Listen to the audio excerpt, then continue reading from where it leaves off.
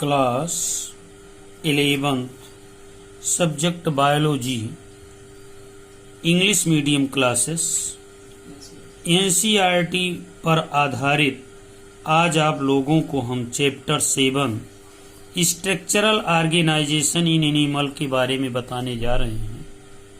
All student ध्यान दें, आप लोगों का चैप्टर 7 स्टार्ट किया जा रहा है। सबसे पहले हम ये देखते हैं कि टिश्यू क्या है, क्योंकि ये टिश्यू से रिलेटेड है। तो टिश्यू क्या है केवल आपको संक्षिप्त में बताया जा रहा है।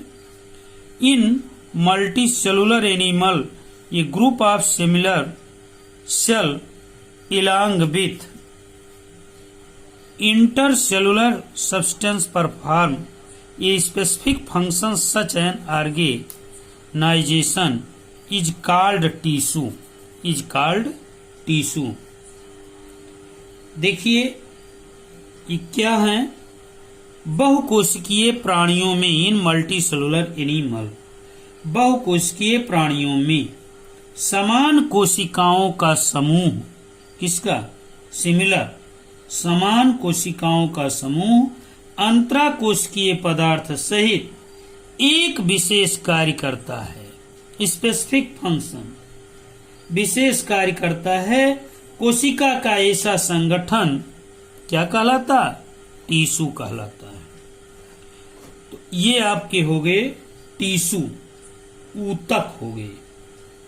अब आप ये देखेंगे animal tissue.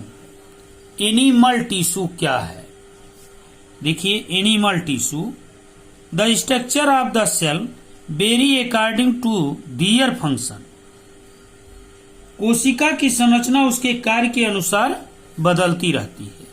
Their four the tissue are different and are broadly classified into 4 type.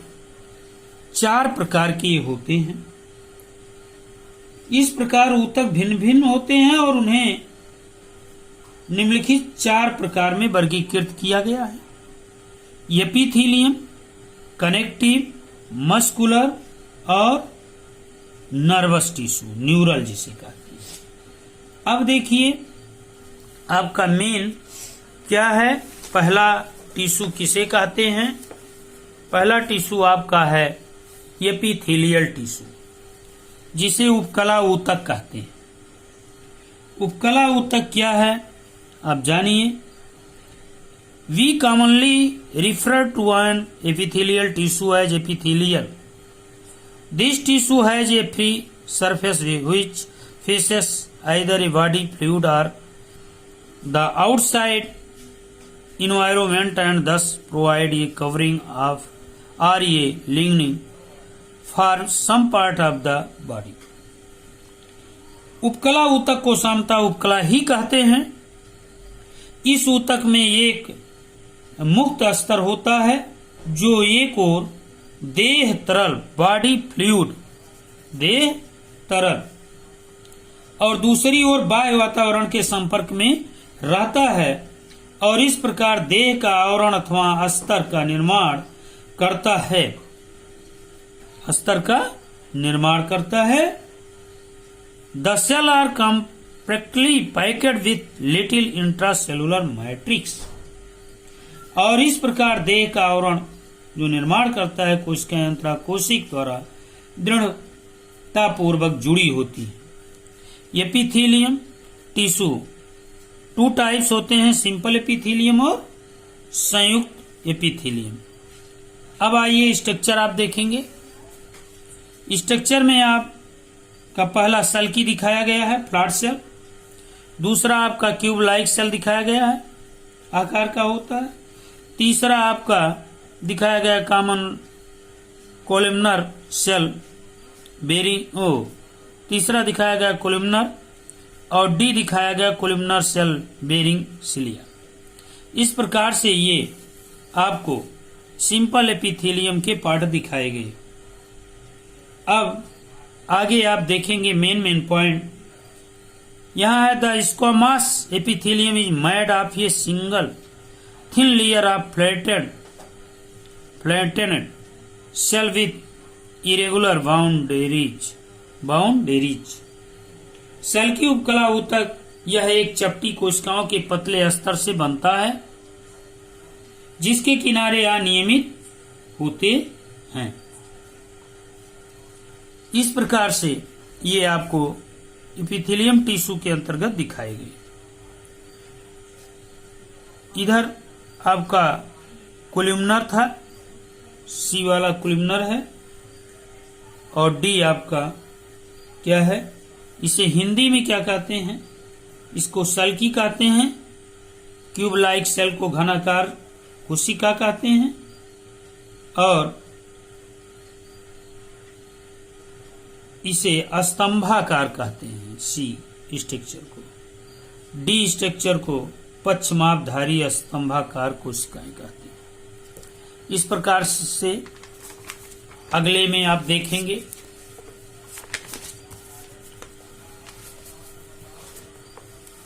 देखिए स्ट्रक्चर के माध्यम से some of the columnar or cuboidal cell get specialized for secretion and are called glandular epithelium.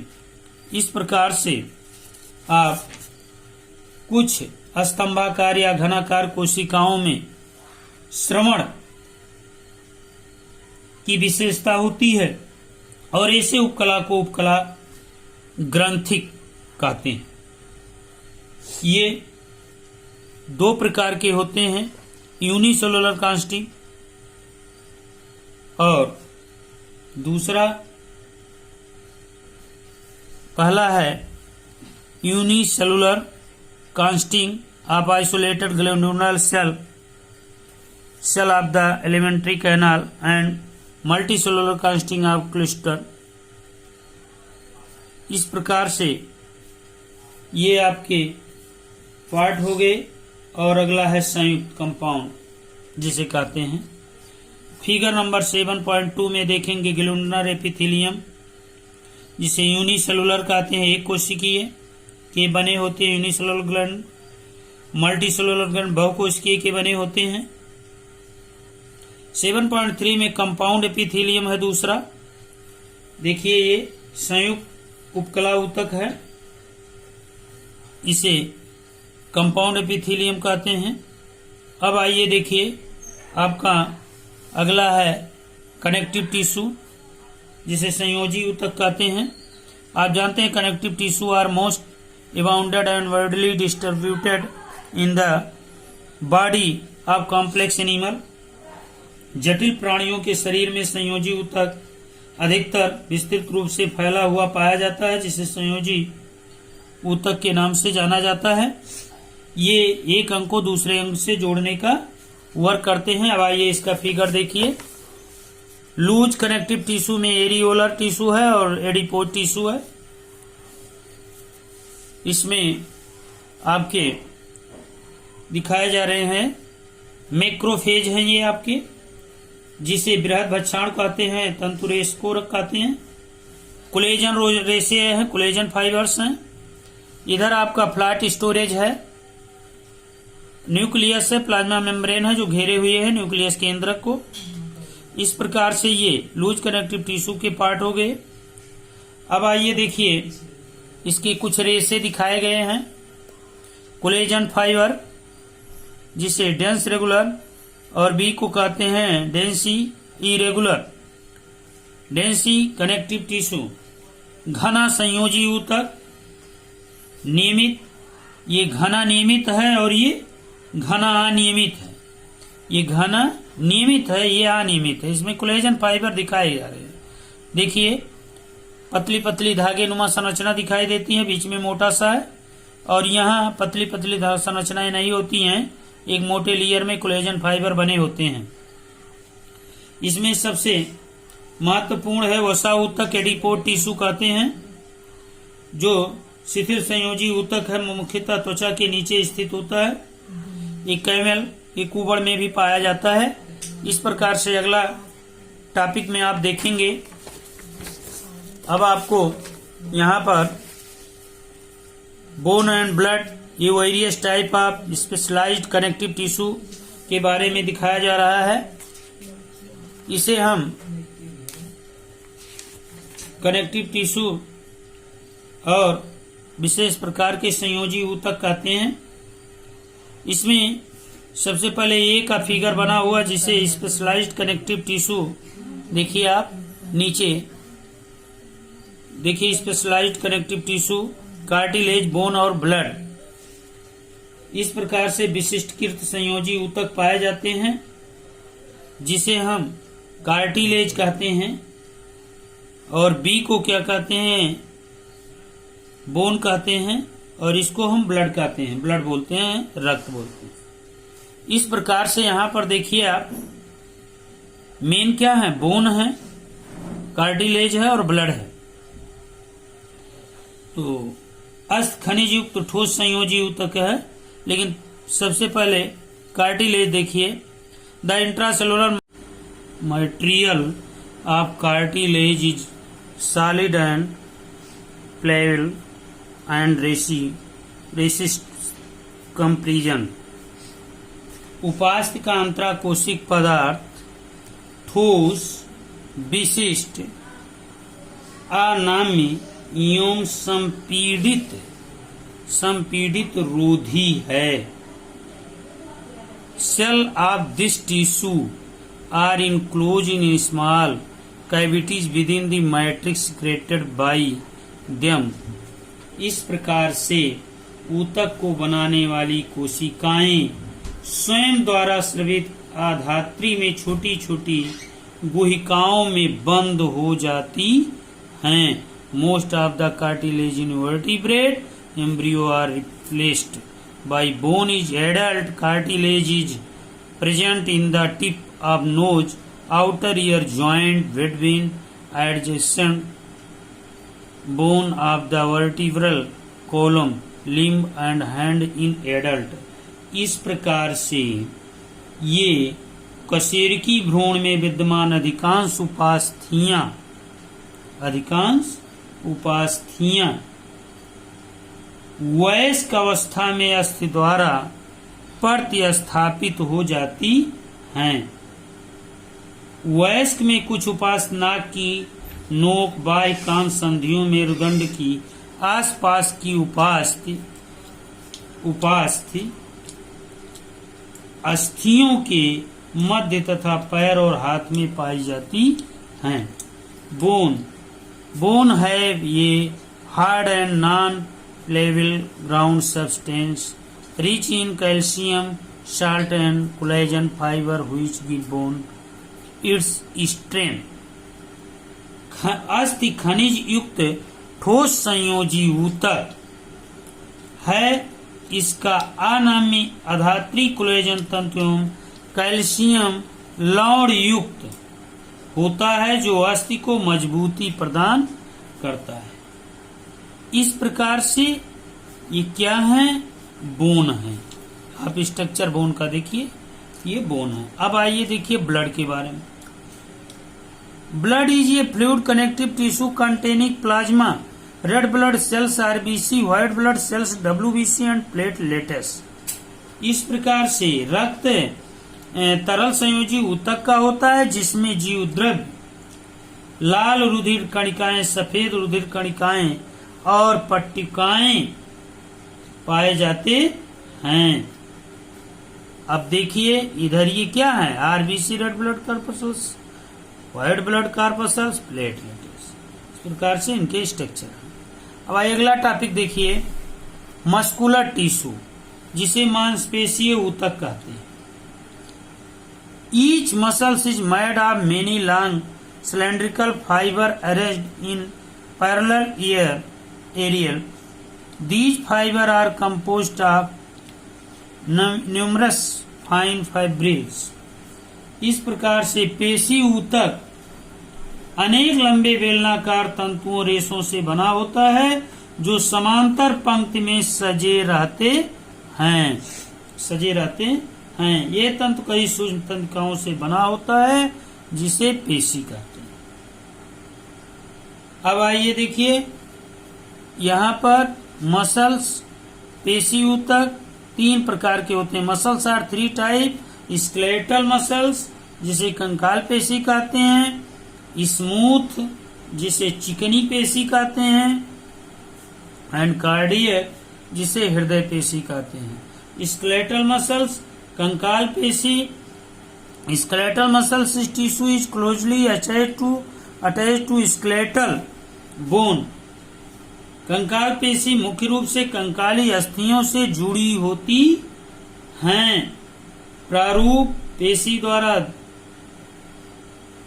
होते हैं, इसे skeletal muscles कहते हैं। अब आइए देखिए फिगर के माध्यम से आप पेशी ऊतक को देखेंगे। ये आपका क्या है, मसल टिश्यू है, स्केलेटल मसल से टिश्यू है। ये वाले में स्ट्राइटेड है, जिसे रेखित पेशी भी कहते हैं, ऐच्छिक पेशी कहते हैं। न्यूक्लियस होते हैं, ये बेलनाकार सिलेंड्रिकल के आकार के पाए जाते हैं। बी में स्मूथ मसल टिश्यू है, जिसे अरेखित पेशी कहते हैं। ये किनारे पर पतले होते हैं, बीच में मोटे होते हैं, बीच में न्यूक्लियस पाए जाते हैं। अनैच्छिक पेशी इसे कहा जाता है। अनस्ट्राइप्ड मसल्स, ये कार्डियक मसल्स हैं, जिसे हृदय पेशी कहा जाता है। इसमें भी न्यूक्लियस है, वृक्ष के समान इनकी संरचनाएं दिखाई देती हैं। इस प्रकार से ये 3 प्रकार की मुख्य रूप से पेशियां पाई जाती हैं। ये ऐच्छिक, अनैच्छिक और हृदय पेशी। ये थक जाती हैं कार्य करते करते, ये बहुत कम थकती हैं, ये जीवन भर कार्य करती हैं, कभी भी नहीं थकती हैं हृदय पेशी। इसलिए आप लोग को 3 पेशियों के बारे में बताया गया। स्मूथ मसल्स हो गया आपका ये, और कार्डियक मसल्स आपका ये हो गया। कार्डियक मसल टिश्यू इज ये contractile tissue present only in the heart. इस प्रकार से संकोचनशील ऊतक जो केवल हृदय में पाई जाती है, जिसे हम हृदय पेशी कहते हैं। अब आगे देखिए आपका न्यूरल टिश्यू है, जिसे नर्वस टिश्यू कहते हैं, तंत्रिका ऊतक कहते हैं। ये neural tissue neuron with neuroglia, देखिए यहाँ पर सेल बॉडी भी पाए जाते हैं। न्यूक्लियस इसमें भी होते हैं। डेंड्राइटस निकले होते हैं। एक्सान पाया जाता है, न्यूरोग्लिया पाया जाता है। यहाँ neural tissue exist the greatest control over the body of responsiveness to changing condition. तंत्रिका ऊतक मुख्य रूप से परिवर्तित अवस्थाओं के प्रति शरीर की अनुक्रियाशील के नियंत्रण के लिए उत्तरदायी होते हैं। Neuron the unit of neural system exist cell the neuroglia cell which constitute the rest of the neural system protect and support neuron. इस प्रकार से तंत्रिका कोशिकाएं उत्तेजनशील कोशिकाएं हैं। तंत्रिका तंत्र की संचार इकाई है। Neuroglia make up more than 1/2 the volume of neural tissue in our body. ये कोशिकाएं बाकी तंत्रिका तंत्र की संरचना प्रदान करती तथा तंत्रिकाएं कोशिका को सहारा तथा सुरक्षा देती हैं, सपोर्ट देती हैं, सुरक्षा देती हैं। हमारे शरीर में तंत्रिका बंद कोशिकाएं तंत्रिका ऊतक का आयतन के अनुसार आधा से ज्यादा हिस्सा बनाता है, जिसे क्या कहते हैं, न्यूरल टिश्यू कहते हैं। इस प्रकार से आप लोग को ये टॉपिक बताया गया। अब अगला टॉपिक आपका अगले टर्न पर बताया जाएगा। यहीं पर ये एंड किया जाता है। Thank you.